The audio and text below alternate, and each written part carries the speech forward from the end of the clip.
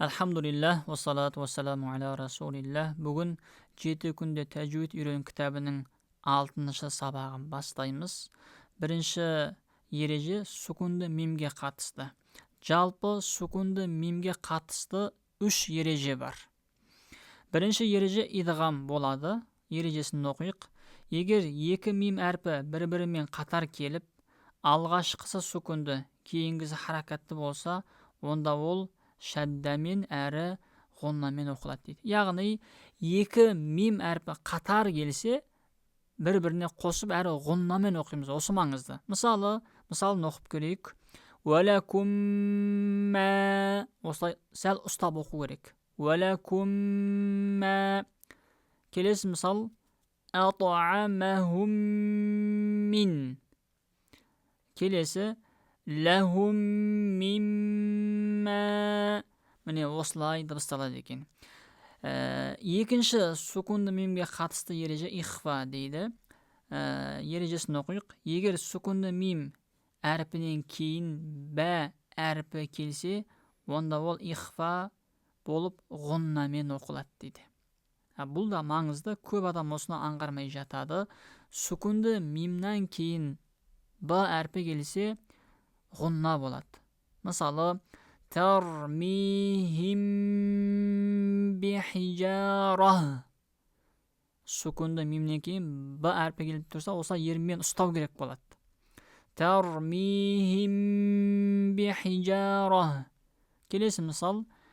Алейхим буньяна. Қараңыздар, сукунды мимнан кейін б әрпі келіп тұр екен. Олай болса, осылай ерінмен ұстап оқимыз. Енді үшіншісі изхар деп аталады. Егер сукунды мим әрпінен кейін қалған 26 әріптің біреуі келсе, онда ол изхар болып анық оқылады дейді. Яғни ерінмен ұстап оқымаймыз. Мысалы, әләм тәра. Яғни әләм тәра болмайды. Себебі ол осылай ұстап оқу алдыңғы екі әріпке ғана қатысты болады. Ал қалған 26 әріпте әләм тәра ашық оқимыз. Хум фиха. Келесі алейхим уәлә. Міне осылай ашық оқиды екенбіз. Бұл енді сукунды мимге қатысты 3 ереже. Енді ро әрпінің жуан оқылуы, жіңішке оқылуы. Ро әрпі 5 жерде жуан оқылады.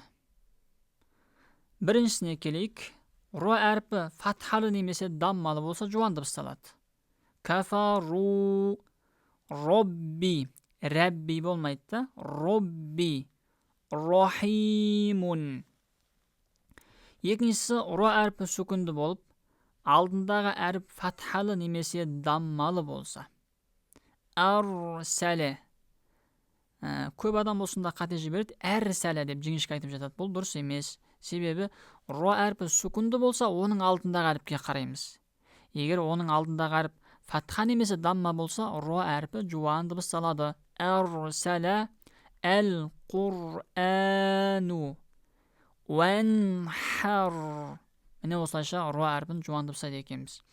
Үшінші ро әрпінің жуан дыбысталатын жері, ро әрпінің сукуны тоқтау нәтижесінде пайда болған сукун болса. Алдыңғы әріпте сукунды болса, яғни ро әрпі тоқтаған кезде сукун қып тоқтадық, роның алдындағы әріпте сукунды болса, онда оның алдындағы әріпке қараймыз дейді.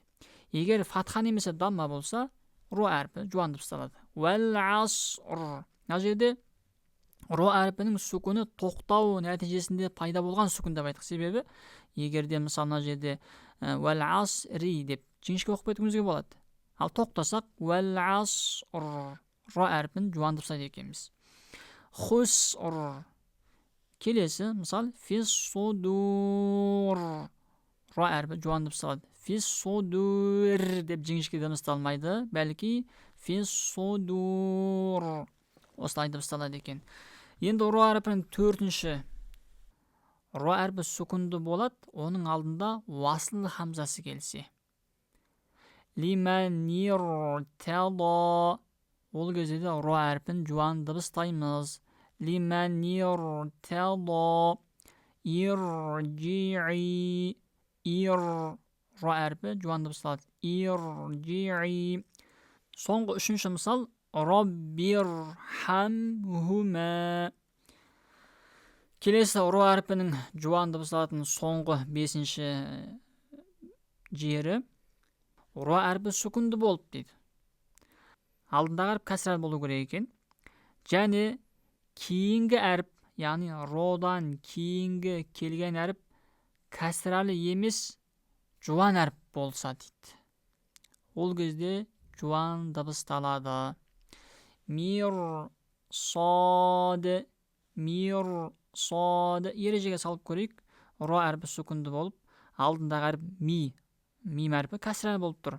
Ал енді родан кейінгі әріп жуан дыбысталатын сод әрпі, және де ол кәсірәл емес, фатхамен тұр. Мирсады. Демек бұл жерде жуан дыбысталады екен. Фирқатин. Келесі қиртасин. Енді ро әрпі 4 жерде жіңішке оқылады. Әдеттегідей ро әрпі кәсірәл болса жіңішке оқылады. Rijалун, яғни рижалун болмайды. Rijалун. Әл-кәриму, юриду. Екіншісі ро әрпі сүкінді болып, алдыңғы әріп кәсірәлі болса. Фир'ауна, вәстәғфир, вәсбир. Үшіншісі ро әрпінің сүкіні тоқтау нәтижесінде пайда болған сүкін болса. Алдындағы әріпте сүкінді болса, онда оның алдындағы әріпке қараймыз, егер кәсірәлі болса дейді. Яғни сихр. Қараймыз, ро әрпі тоқтау нәтижесінде пайда болған сүкін дейді. Ро әрпі негізі сихрун болып тұр. Бірақ тоқтаған кезде сихр сүкін беріп тоқтаймыз. Ро сүкінді болды енді. Оның алдындағы әріпте сүкінді болып тұр. Онда оның алдындағы үшінші әріпке қараймыз. Ол кәсірәлі болса, ро әрпі жіңішке дыбысталады екен. Сихр, хижр, қадир, басир.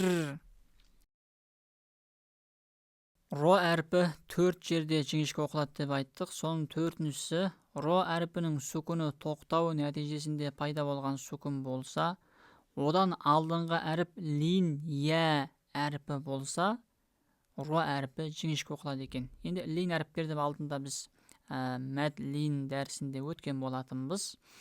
Енді көрейік, ро әрпі бұл жерде хайр, тоқтау нәтижесінде пайда болған сүкін пайда болды. Негізі хайрун еді, бірақ тоқтаған кезде хайр деп тоқтаймыз. Ал одан алдыңғы әріп яй әріпі тұр. Яйдың алдындағы әріптің харекеті фатхал болса, мәд лин деп айтқанбыз біз алдыңғы дәрістерімізде.